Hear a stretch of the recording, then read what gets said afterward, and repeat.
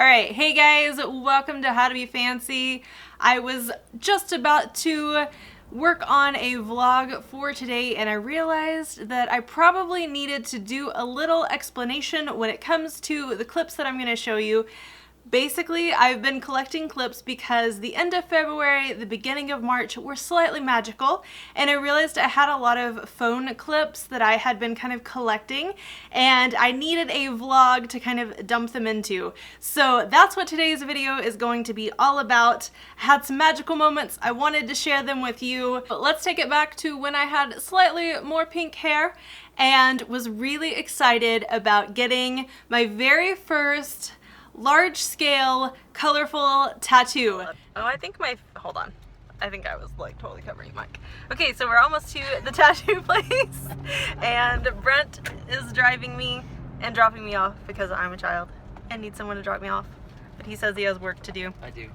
And so I'll maybe update you when I get in here, maybe not. We'll see how embarrassed I feel about that. But if not, I will see you after.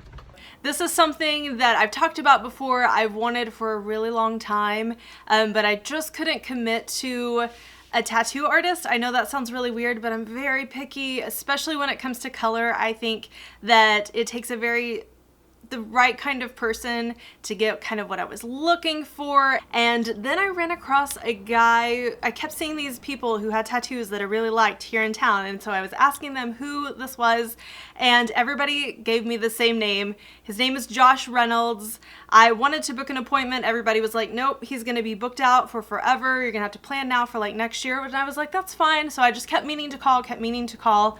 Stalked him on Instagram. He happened to have, at the end of February, a Saturday open up. And I said, pick me. And he said, cool, come by the shop. And so after a couple of days of like frantically trying to like come up with what I wanted, because I kind of knew what I wanted, but you just don't want to make like rash decisions on things that are permanent on your body. At least that's how I look at it. I know a lot of people don't feel the same way as me. That's totally fine. Some of you will hate this. Some of you will love it. Some of you will think I am just like the silliest person for thinking so much into this. Whatever you think, whatever floats your boat. This is just the thoughts that go on in my head. So throwing it back to the Saturday that I was finally able to get my very first full color tattoo. I'll also put some images in for you so you can see the final product. So this was kind of the design that we decided on. It's very floral. I wanted to use peonies because those were the flowers that were in my floral bouquet. There's Brent being silly, and here is Josh's booth. He's an incredible artist, and so here's the very first stages of the tattoo. Hey! But Josh turns out to be like the loveliest person ever. I know that seems silly, but he was so kind, very funny, super generous with his time and his talent, and so I'm so thankful and so appreciative to him. So Josh Reynolds, Mindbender Tattoo, gotta be one of my all-time favorite artists. I'm so pleased that I was able to get in and get tattooed by him. I'm very happy with the final product. You can see it all here. This is what it looks like. It's just in the final stages of healing, so I've got probably another week or two before it's like completely healed, but I felt like it was good enough that I could show you guys kind of the final result. I love it. I love this style of artwork, and I think he did the perfect job. I just kind of told him what I wanted and he ran with it, and I'm so pleased. So let's fast forward another week and you'll get to see me with my current state of hair, headed off to a very special event that I was honored to get to speak at. Good morning, everybody. So it is bright and early on a Saturday, and I am headed off to a little thing called Confidence Con. It's a conference for women here in Oklahoma City, and I kind of feel a little bit like a space-age grandma, not gonna lie, in my outfit today, but I am a panelist this morning on a panel called Walking in Your Truth, so I'm super nervous, not gonna lie. Speaking always makes me super nervous, but fortunately it's a panel, so hopefully all will go well. I love your hair. Thanks. Good morning. Hello. Love your hair. It's gorgeous. Thank you. So Hannah Royce, the founder of Confidence Con, is this really boss chick who put together this entire event full of speakers who just came together and talked about all of the issues that women face. And of course there were dance parties.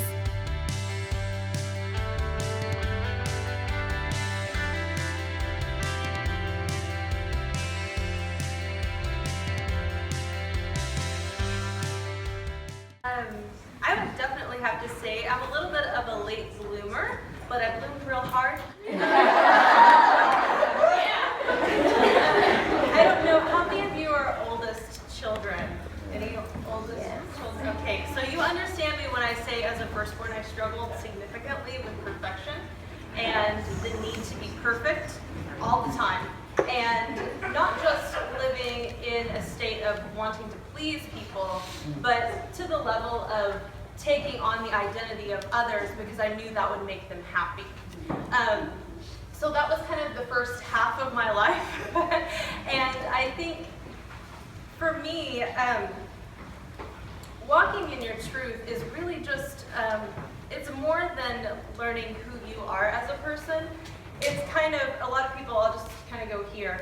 A lot of people ask me, how are you brave enough, to just go and dye your hair? And for me, I'm like, oh wait, honey, the story starts way back here. Like, my story doesn't start with me seeming to be like a very bold, kind of outgoing person. I'm a huge introvert. That's a big part of discovering who I was discovering that it was okay to be a quiet person, and that's a good thing, and that's not a bad thing, and our society so values the extrovert. But there's good things to be heard and learned from introverts, so that was a big part of the learning process for me. So for me, the bravery kind of started later in life. It started when my husband and I, on the same day, lost our jobs. And before that, I've always been a very creative person. But I used my creativity as a tool to please people. I never used it just for the pure joy of being creative. And so when my husband and I both lost our jobs, we were both kind of in more the corporate world. It was a time for me to really begin to express who I was creatively without any strings attached. So that's when I started blogging. I think blogging has been such a huge tool for a lot of people in sharing your story. I think it's an important part, and I'm so grateful for technology for blogging. It's when I discovered makeup. It's when I began to work back in the corporate field, but this time in a creative element, so working with Fortune 500 companies, doing makeup for CEOs. And that was something that was a joy. You know what I mean? It came from a place of health. It came from a place of true joy and understanding who I was. So the bravery didn't come, and the truth didn't really come until I had a little push. And even a further push came in about 2011.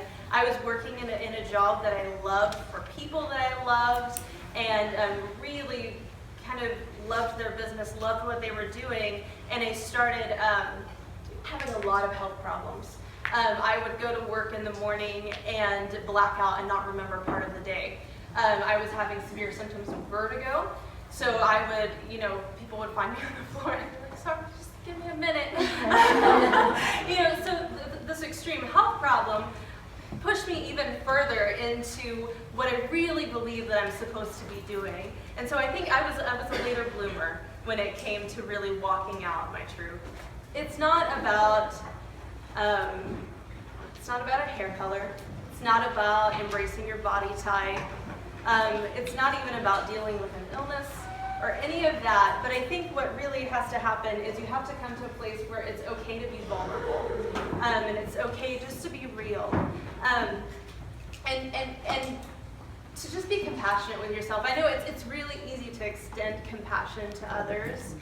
When you see a struggle and your heart breaks and you have empathy for someone, but to turn the table and do that to yourself is really, really hard. But I think the thing is you're never going to really walk in that purpose, what you've really been purposed to do, until you can be compassionate with yourself. Because what happens? You're like, okay, I'm going to walk this out, I'm going to walk out my truth, I'm going to be who I'm supposed to be, and then you fail at it. And you're like, God, I suck. Like, you know what I mean? Like, you think the worst possible thing about yourself. So unless you're able to extend grace to yourself, I don't think you'll ever have the courage to try again. So I think for me, that was part of that. And then now, I think, even in the past year, through my blog, the whole culture has changed. And I'm so excited because my whole goal, beyond lipstick, beyond beauty, because that's what I talk about, but my whole goal, really beyond that, is getting into that deeper truth of who you really are on the inside, and creating a space for girls and guys to come in and they can just be themselves. I call it the no shame zone. There's no shame allowed.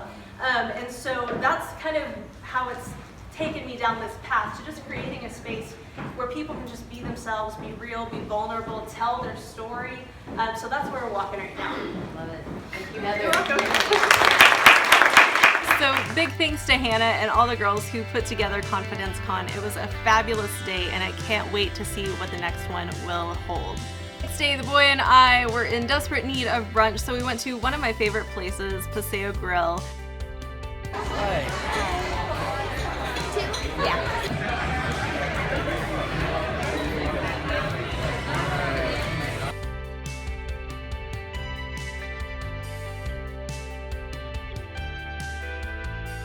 And of course, no Sunday afternoon is complete without a little taste of ice cream. This is a Donatello from Roxy's. It's the best. Okay, the next little piece of footage is really random, but I wanted to include it because this was such a cool moment for me.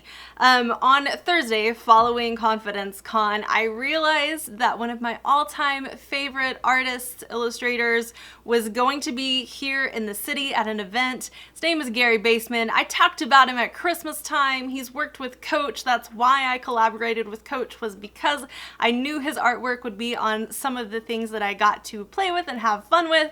And so it was a huge like honor to be able to go and meet him. I totally fangirled, I am not gonna lie. It was a moment for me, and I'm sure I looked a fool, but I just don't care. So here's a little footage of Gary Baseman signing, drawing, illustrating on my Coach bag. Could not have been more thrilled about this. If you guys don't follow me on Snapchat and Instagram, a lot of the stuff you may have already seen there, but I did want to go ahead and share like the more vloggy clips with you guys, because I think it's fun to share the good moments that we have in life, just so that you can remember them and look back on them fondly. So hopefully you guys are okay with this, you enjoyed it, maybe we'll make it a thing, I don't know. You can let me know down below if you'd like to make the magical moments vlog a thing. Let me know, give me a thumbs up if you liked the subscribe if you haven't already subscribed to How to Be Fancy. I love you guys. Until next time, I'll see you later. Bye-bye. It's a really dark and unusual story about a really morbid 12-year-old girl who we actually never learn her name, and her murder-obsessed, possibly sociopathic friend Miles.